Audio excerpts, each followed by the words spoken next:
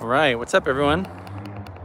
I don't have my mic on that I had for the last live stream, and so hopefully you guys can hear me. Go ahead and comment if you can, and or just give a thumbs up or something. And hopefully I don't need to grab a mic, but maybe I will need to. Guys, it is a beautiful 22 degrees Fahrenheit, but sunny day in Spokane County, Washington State. Thanks for joining me today for a Griffin Family Farm tour. And if you're watching this live or after the fact, the whole purpose of these farm tours, is to just kind of, I guess, get the behind the scenes sort of idea of what it means to start a farm and how we're doing it, at least, and to kind of get, like, I don't know, the unfiltered side. And so that's the whole goal, is to just be able to showcase exactly what's happening. And it's really easy to kind of hide things, I guess, in the videos that we make, because if we don't need to put something in, then we won't, if it doesn't serve the purpose of the video. But that kind of eliminates the ability for us to show the successes and failures, at least all of them.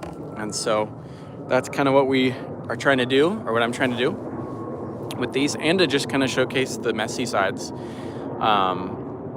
which we'll get into momentarily. So how's it going, my TCHB? Great to have you back. Thanks for joining.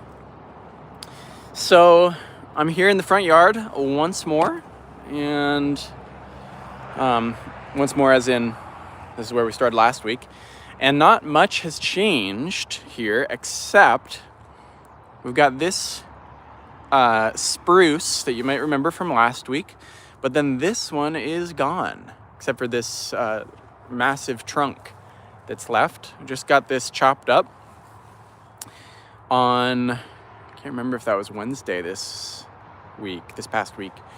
So yeah, so my dad came over, and he's a seasoned tree service man, and so he helped chop this down, did the chainsawing, and it was about the size of that one. And next week we're gonna go ahead and take that spruce down, and then I think we're gonna go ahead and rent like an industrial chipper, to process all those branches.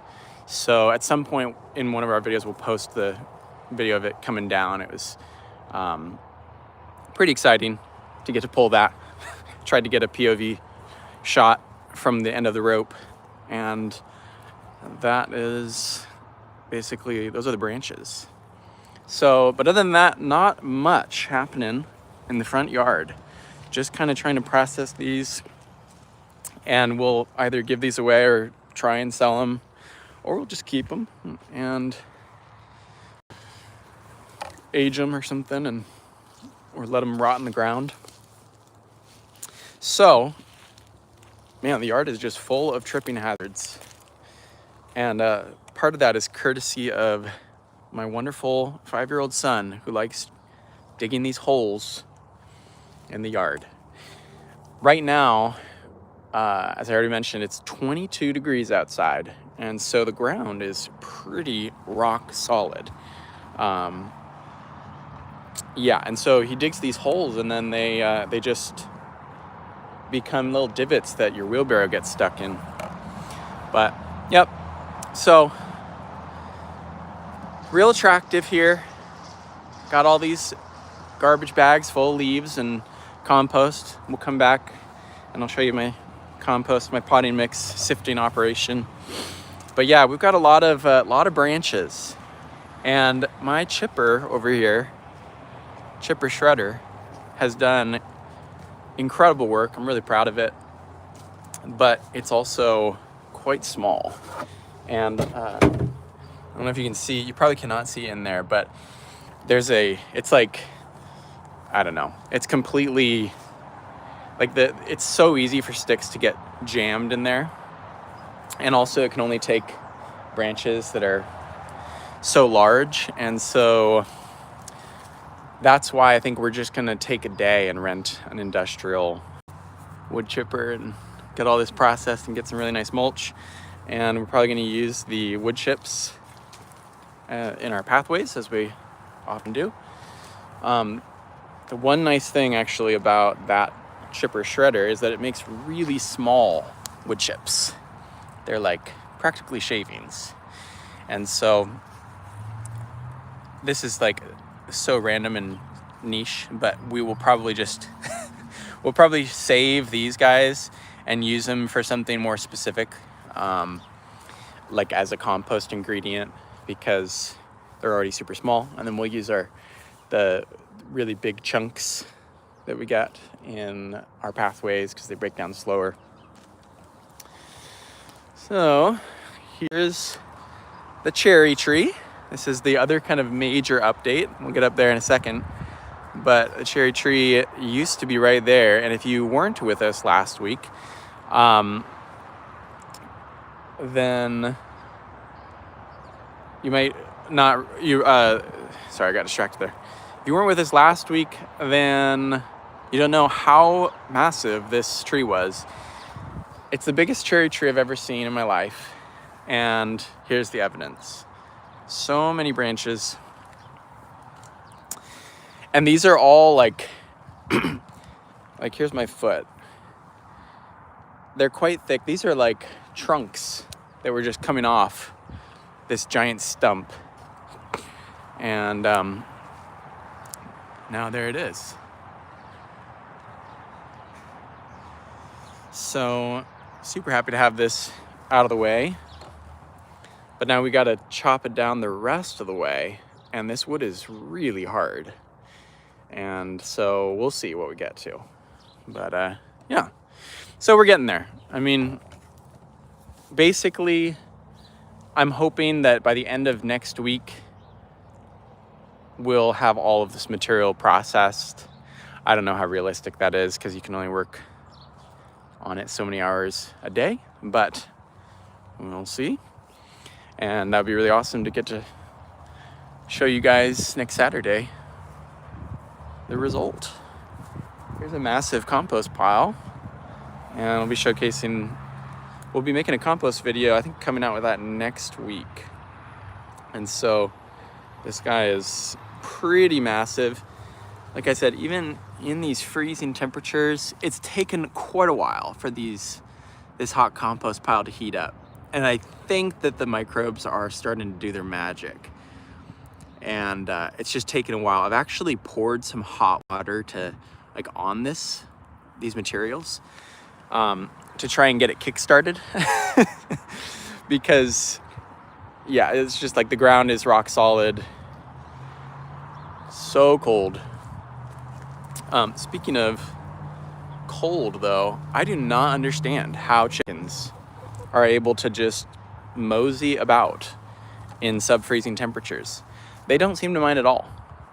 They just come out, and I expect them to be like huddled up, but they don't. They're just, I mean, what is that? Like, that's probably a very obvious question.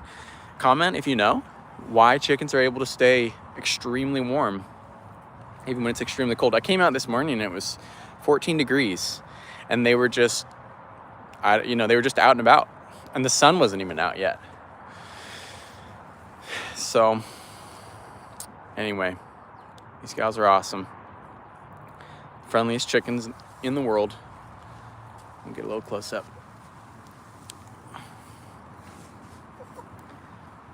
These guys process materials like none other.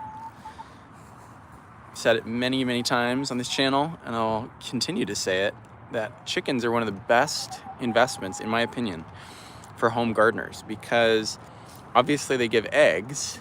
So if you eat eggs, that is a major bonus, but they also just process materials so much. They just shred up carbon-rich materials. They obviously poop on it, and then you just pull it out. And I mean, that pile over there, for the most part, is chicken bedding, just stacked up.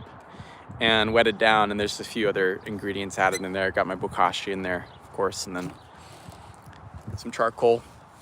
Actually, and I think I'll say this in the video, but if you look on the top of the pile, this is a little trick. I can't remember who I learned this from, but one of the ways to at least slightly mitigate off-gassing when it comes, like nitrogen off-gassing, when it comes to compost, because when you reach those thermophilic temperatures, you start losing nitrogen, but you can kind of catch some of it if you spread charcoal out on the surface, because the gas passes up through and gets trapped in the porous structure.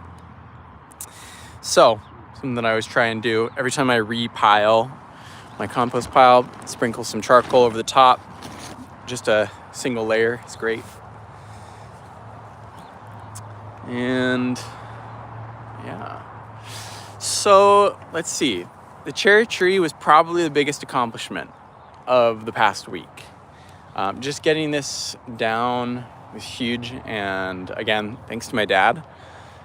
Thanks, Dad. Appreciate the help. And yeah, and then the other kind of update that we've got would be this guy, this pine that is massive back here. I just got a quote from local tree service arborist, and we've used him in the past. He does incredible work, and has consistently quoted like considerably less than the other tree services, and just has been doing it for like 40 years, I think. Super nice guy.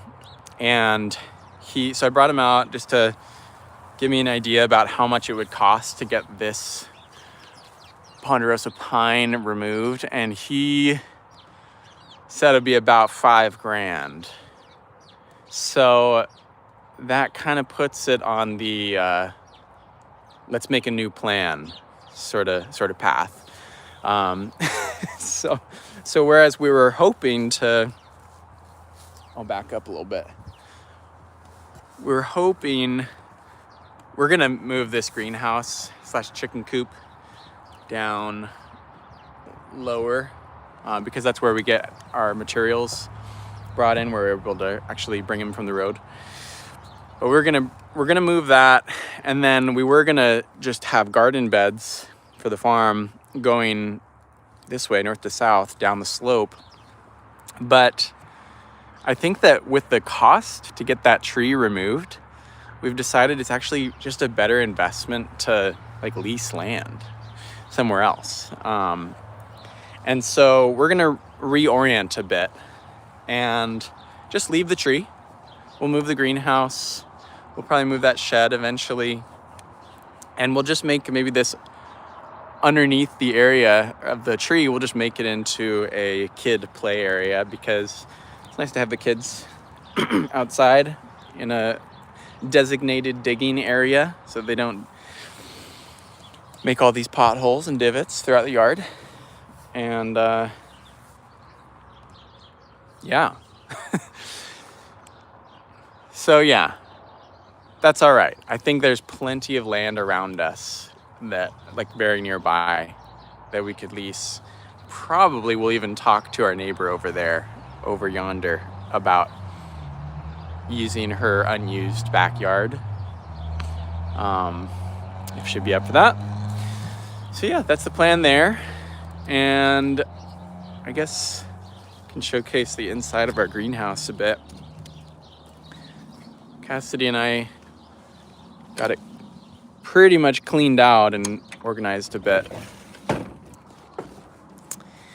And man, it's just like frustrating. I don't know if you guys have caught our story at all about getting our house back, but our renters who lived here just left so much stuff.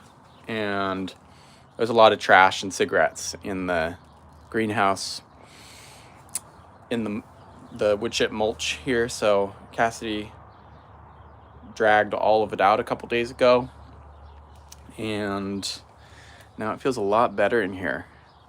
And so Get our chickens. I don't think they're in here, but I wonder if there's any eggs. Yep, a few eggs. But yeah, somehow we need to find a way to deconstruct this building so we can move it. It's pretty well put together. But if anyone has any experience moving structures without taking them fully apart, that would be awesome if you want to comment that. And actually, if you are just tuning in, it'd be great to comment where you're growing from or where you're planning on growing, your state, your zone. As you guys probably know, I'm in Spokane, Washington area, zone 7, I can't remember which way it goes, 7A, 7, yep, I think 7A. And I've heard, I think that there's like a storm going around the US at least. So tell me if you're a part of that at all, if you're getting some major downpour. All right, I'm gonna catch up on the comments a little bit. My TCHB, going here. Gonna work on cooking up apricots and elderberries while watching. Oh, nice, right on. Are you making, tell me about that. Cooking up apricots, are you making like just preserves? Or something else? John Jude, I've got an 8 HP chipper mulcher that has minimum strength for the job. Let some of that cherry dry for woodcraft and handles. Oh yeah, okay. To warm up the pile, use black plastic cover or coffee grounds from a coffee shop, yeah. Yeah, that's not a bad idea. Just trap in a bunch of the heat.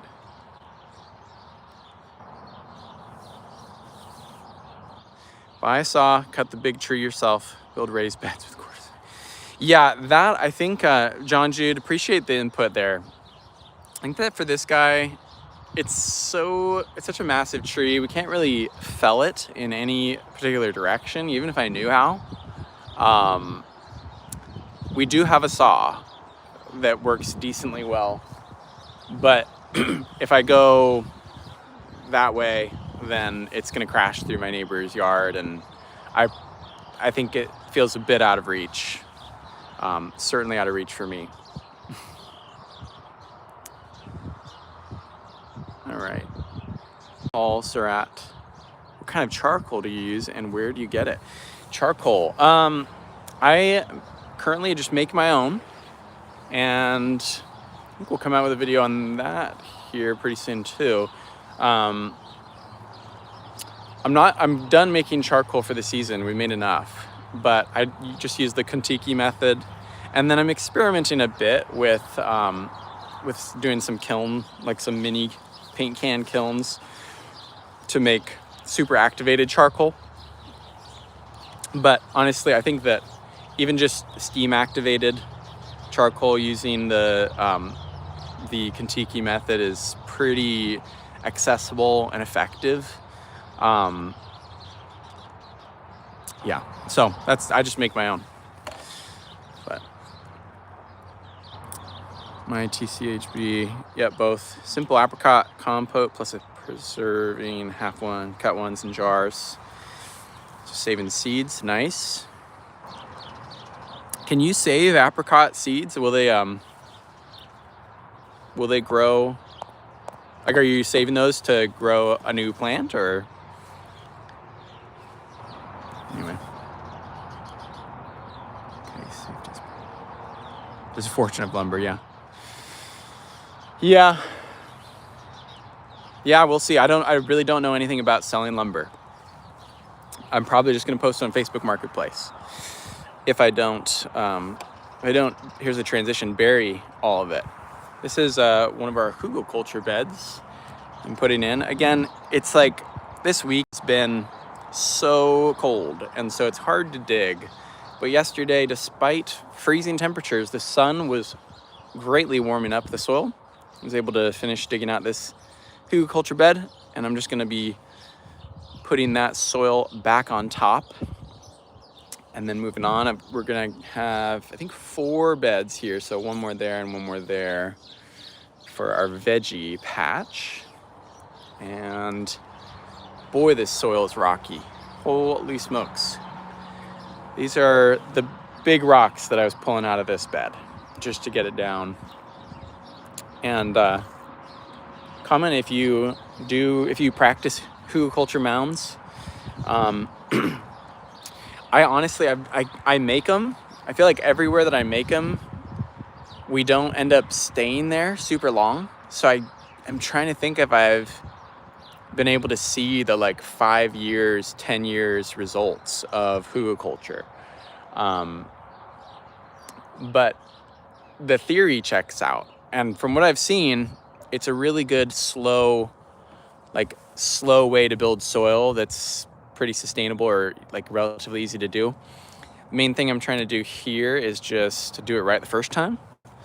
And so I'll bring all that soil back in. I'll probably fill it in with some more carbon materials and maybe some IMO. And then the idea is that the logs rot.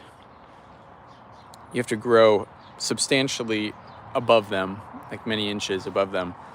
But then they'll rot over time and establish these really robust fungal colonies and turn into great soil eventually. But I'm just making these long-term investments.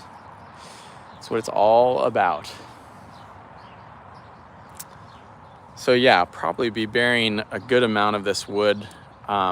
The tree service guy who took a look at the apple wood actually told me that it was not the best quality. I can't remember what he said, if he said it was super old or like, I don't know, like not, it wasn't, for some reason wasn't favorable. This is not apple wood, this is cherry wood. We also have apple wood, but this is cherry wood. Yep. So let's see, what else? I think that's about what has happened since last week on the farm. I'll show you guys my sifting, my compost potting mix sifting operation over here. Right now, I'm trying to kind of just process these bags of compost. Got 5 more.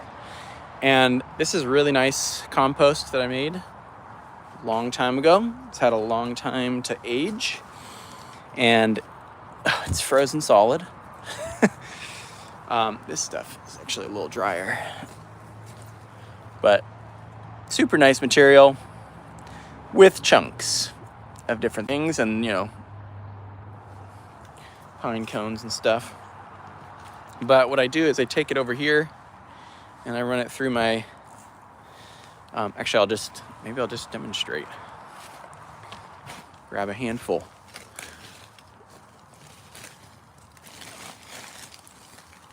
All right, let's not lose it. I do more than a handful at a time. Wow. Great demonstration, Taylor. Rock it back and forth. This debris gets left over, throw it in the trash can. And there you go. Nice frozen compost that's like pretty well sifted. And for a medium soil blocker, this stuff is great. For potting mix, it's great. Obviously, you can put it on your beds, although I would just put it unsifted on my garden beds. Some mulching compost. And then for the mini soil blocker, we need it a bit finer. And so, I was using this guy. We used this for years. Just fits over a bucket. I'm actually sifting some biochar through it right now. But fits right on top of a bucket. And then the idea is you kind of wiggle it back and forth. But we're making so much that it just made sense to put in, to make a little insert So I made this guy that just fits right inside, and it's got a 1/4-inch hardware cloth, and put the once sifted compost on top, and you guys get it. Not super friendly on the elbows over time, but makes really nice textured finished compost that fits in our mini soil blocks. So yeah, I'm gonna cover this up and then I'll show you what that looks like. Okay, let's see. Haven't seen anyone comment where they're growing yet. Would love to hear. But guys, thanks for joining on this edition of the Griffin Family Farm Tour number 2. Continue to do these hopefully into the growing season, and actually get to show you little by little how all the plants are coming along. But now we are in mine and Cassidy's seed starting room, and so I'm going to give you a little tour of this. So as far as the plants we've got, as you saw if you tuned in last week, we've got some Lysianthus, and I'll see if I can get close enough. These are like the tiniest little plants. Yeah, you can see those little green Lysianthus that are sprouting. And this is a specific trial that we're running just to see how the plants germinate, and specifically how Lysianthus fare with different kind of inputs being applied. And we've got the KNF water refers to these inputs: fermented plant juice, oriental herbal nutrient, some vinegar, and lactic acid bacteria. And so for this tray, we did just that. We saturated the soil blocks with the KNF water mixture. And actually, this is kind of cool and interesting. So typically, while we're here, I think that traditional wisdom says you don't want anything growing on your soil blocks. But you can see some little white mold, a little hyphae, and that is something we are totally fine with seeing, because it means that there's these healthy fungal cultures. So obviously algae is kind of a different story. You want to be more careful with that. You want to keep airflow. We use a fan when we need it. There's actually some algae, maybe not. I don't know, growing on some of these, but this is our control. And then this one is the KNF water, and then we do a regular like every time we water with a spray bottle, we spray with the KNF water. So more Lysianthus down here. Lysianthus is like the slowest germinator grower ever, and that's why we're starting a bunch of it now. And then over here, we've got a ton, and Cassidy is our seed starting master. So she's been doing all of this. I just make the potting mix, or I just make the inputs. I guess I make a lot of potting mix too, but we got Campanula, Snapdragons, Stock, Poppy, Sweet Peas, and these are all just getting going. So, and then more Lysianthus down there. So, let's see if I can get a full shot. Doesn't look like much, but when you take into account the mini soil blocker, I can't remember, we get like, so there's 20 in each of these mini soil block chunks. So like 1, 2, 3, 4, 5, 6, 7, 8, 9, 10, 11. So like 220 soil blocks, 220 plants per tray for the minis. So we've got several thousand plants already. And I think that's probably the main thing that has been a shocker, transitioning to planning for like farming planting, is that with the home garden, we'd planted a lot, but not nearly that many, at least this early. So yeah, so we're doing all of these indoor starts for just the plants that are more cold hardy, and we'll put out into the field earlier. And then we're going to be doing some winter sowing here pretty soon. I think next week, not this coming week, but the following week, we'll do, we'll start doing winter sowing. Actually, comment if you have any experience doing winter sowing. That'd be good to hear. All right. Southern Illinois. There we go. Nice. Southern Illinois. What zone is that? John, not today. Jacob O. Am I breathing heavy? My apologies for that.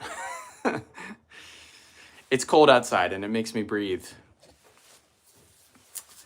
Actually, one other thing that I'll showcase. So this is I brought this out to show you guys.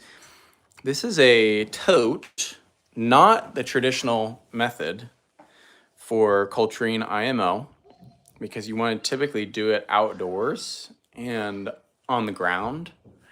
But just doing some experiments, doing IMO 5 with rabbit manure. And so, in case you guys aren't familiar, IMO 5 is IMO 4 mixed with a nitrogen-rich material. And so this is quite warm right now. I know I'm probably grossing some people out by touching this with my bare hands, but it'll be all right, trust me. And I'm kind of just looking through to see if there's any fungal activity that I can show you. This is probably due for a tossin, just kind of to aerate it a bit. But temperature-wise, sweet spot, right under 120. And typically, if you're making IMO 3, 4, or 5, you want to keep the pile between 110 and 120 for as long as possible. And that really gets the good cultures a-brewing. And let's see. Oh yeah, one other thing I was going to ask you guys about. So, actually, let me pull up my my notes real quick. So, trying to do just a bunch of side-by-side trials with the different Korean natural farming inputs and indigenous microorganisms, just all of that, because I think one of the areas that people have trouble getting on board with is just the amount of effort that some of these things take to actually accomplish or like figure out. And so the question is the effort worth it for the result? And so I'm planning a potting mix side-by-side recipe kind of comparison video. And right now, my current thought is I'm going to trial 4 different potting mixes. I've got one that's a store-bought mix, and it's this brand. Actually, that's probably backwards. Yeah, hold it like this. So the Espoma organic potting mix. This one's decent, I think. It's not like we make our own potting mix. We have for a while. But I think as far as the ingredients go, this one's like fairly clean. And it's organic. And so it's got earthworm castings in it and alfalfa meal, kelp meal, feather meal, and yucca extract and a bunch of other stuff. But the idea is I want to do a side-by-side comparison with this, and then a homemade homemade potting mix, the one that we normally use, that uses compost, cocoa coir, and vermiculite. And then a 100% homemade potting mix. So we'll be trialing the leaf mold soil, and then we're going to be to replace the cocoa coir, and then we'll trial biochar to replace the vermiculite, and see how seeds germinate, basically how they grow into strong, healthy plants or not, by comparison. And then I want to make one I want to make an IMO4 out of our potting mix. And so that will just involve using my IMO2 collections, and then obviously making IMO3. I don't think I have enough IMO3 right now to use on hand, so I'll make that. And then mixing it with my potting mix to kind of make an IMO4. And if anyone has done this before who is watching either now or another time, please let me know how it went and any advice that you have for that, because I think that's going to be an interesting side-by-side comparison. If you have any ideas of things that you guys would actually find more interesting or in addition to that, then please let me know. But just trying to make all of this as accessible as possible and as compelling as possible, really. So yeah. So I'm going to answer a couple questions that I have noticed over the past week on the channel. And one of those questions, actually the most common question I think for the past 3 weeks, is where do you buy comfrey? Where do you buy comfrey root cuttings? Hands down, I think that kind of dominated the YouTube Studio app for me, where I get to look through the comments from the channel. And yeah, I mean, comfrey, if you're not familiar, is a really, really great permaculture kind of poster child plant. It grows super well. It's like super resilient plant. It extracts minerals and from the soil and puts them into their above ground leafy mass. So you can take those leaves and then compost them, make your compost super nutrient rich. You can feed it to your livestock. You can chop and drop. It's a great plant. But people are wondering, where do you buy it? Because for some reason, it's not really sold very widely. And I think that the reason for that is because of the kind of controversy surrounding it.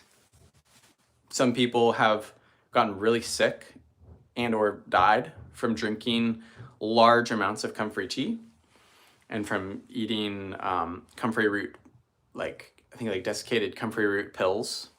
And so it's a little bit taboo. And so that's my only guess for why not more people sell it. I think that based on all of the interest, probably eventually we will sell some, because the cuttings are really easy to take, and they are, in theory, would be really easy to ship, I think. But then shipping is just a whole nother ball game that we need to learn. And so right now we do not sell it, but I got mine from someone on Facebook Marketplace. I think that's one place that you can look, is just community pages. You could post an ISO on your Facebook Marketplace.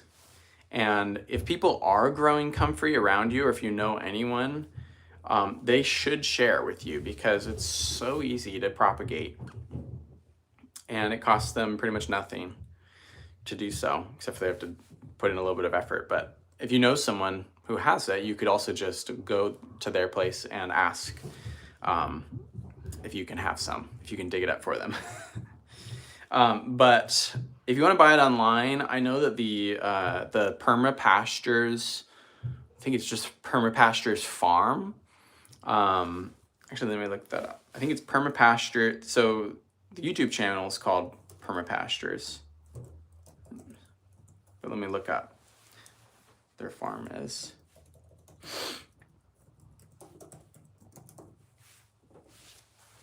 Yeah, it's permapasturesfarm.com. And they actually, looks like they're sold out right now. They sell Bocking 4, which is a strain of of Russian comfrey. Just like very similar to Bocking 14, which is what I use. But you can check out their website every once in a while, and they probably restock fairly often. I've also seen it on the Edible Acres website. Another great YouTube channel, edibleacres.org. They sell from New York State and ship. So those would be my 2 best guesses for now of people who consistently sell comfrey. And otherwise, man, I've heard of people buying it on Etsy, which is interesting, but I don't know if that's a thing still. It's one of those things that once you have it, you don't need to buy it ever again. But yeah, but probably just, if you know someone who has it nearby, that's probably your most consistent best guess for where to get it. Okay, enough on comfrey. Another question that we had was uses for conifer pine needles, which is definitely a question that I have had myself. I use them sometimes as a fire starter.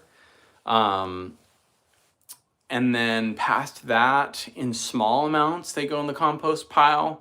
I try and shred them up beforehand, or like use really aged ones. But they take so long to break down. I've seen people use them as mulches.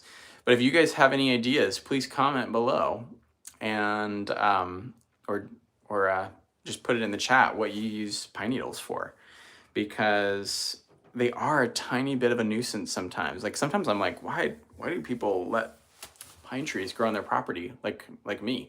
Why did the people who lived here before allow these massive trees to grow in their yard and just like drop pine needles year round? But so I don't really know if I have too many ideas for how to use conifer needles, but if you do, please let us know. I guess I have seen people use them as a mulch, but also in pathways. You probably can't walk on them with bare feet, but if you're just gonna be wearing shoes in your garden, you could use them for that. Another question that we got was, why is it fermented plant juice stored with a breathable lid? So fermented plant juice, if you're not familiar, is a Korean natural farming input. I actually have some here, and it's stored with a sealed lid. And so sometimes I get it's hard to know exactly how to recommend people store their inputs, because it's context dependent, and then also, I'll get into why, but if you make it a certain way, sometimes it can be kept in a sealed container. Sometimes it needs to be kept in a breathable lid. The main reason that you want to keep any of your fermented inputs with a breathable lid is because if you don't add enough sugar, like brown sugar or high quality sugar, to make it syrupy enough, then the microbes will continue to stay active. And when the microorganisms are active, they poop out carbon dioxide. And so these lids it can just become a very pressurized environment. And so for this one, it's syrupy enough. I don't know if you can tell, it's actually it's not like that syrupy, but it coats the outside of the jar just enough. And so microorganisms are still fairly dormant, and so they're not producing a ton. They are producing some bubbles, but I think that this lid doesn't seal enough. I think actually lets out some air, so maybe that's all right. I've got some lactic acid bacteria back here that is pretty syrupy. It doesn't have any bubbles, almost. I guess if I move it around, it probably will. Let's see. or maybe not. Anyway, so that's why any of the fermented inputs are kept with a breathable lid. It's just because if you've made it's like a soda can. Like if you pop the soda can, it's gonna fizz up, especially if you shake it. But if it's a live ferment, then those cultures are continuing to just consume the sugar until it's out, and they poop out carbon dioxide, and you get an explosion. Don't think it's happened to me, except for with with vinegar. I guess the first fermentation stage, it has sputtered and spit out vinegar, well, alcohol, kind of sugary alcoholic beverage, because I kept it sealed. And then I've only had that happen with like kombucha and kefir before, but none of my Korean natural farming inputs.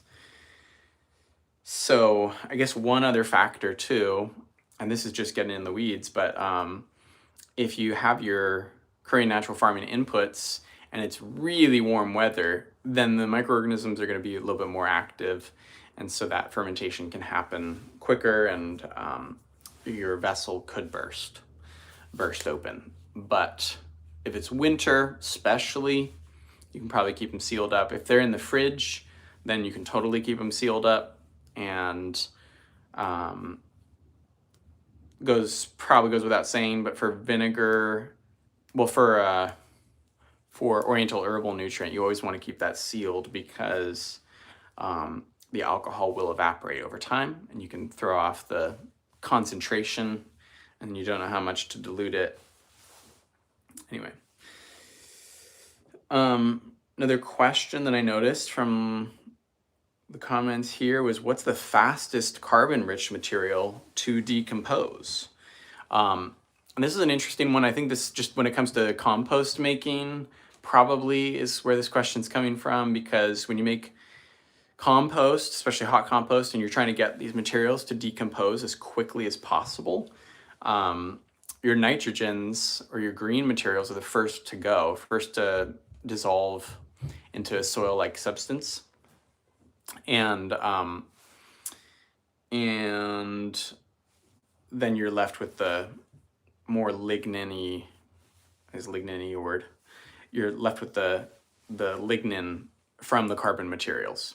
And so I guess hypothetically, the fastest carbon-rich material to decompose would be low lignin carbon materials, which would be like dried plant debris. So dried grass clippings, if you have them.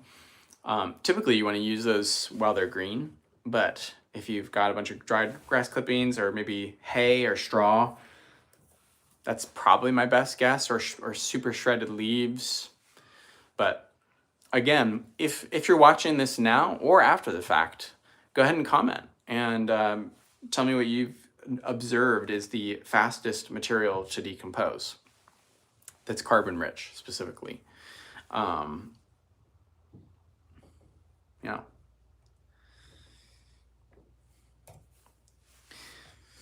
All right. I'm going to just check out. John Jude said, your debris that you tossed, I'd put back on the compost pile again. It's going to break down. Totally. So call back to sifting the compost from earlier.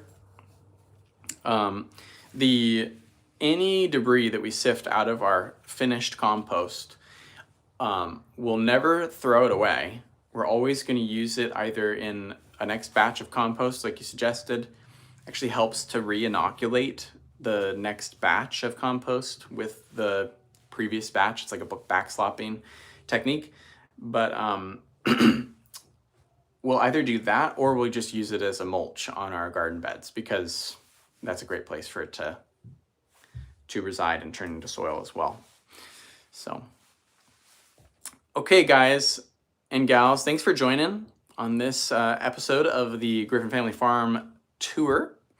Appreciate you tuning in, and whether it was live or after the fact. And if you have any questions about, or anything that you want to see that we're working on coming up, then let me know, and I would love to answer questions and workshop with you guys how to get your projects going and off the ground. And yeah, as always, appreciate the support. Thank you all, and I'll see you next week.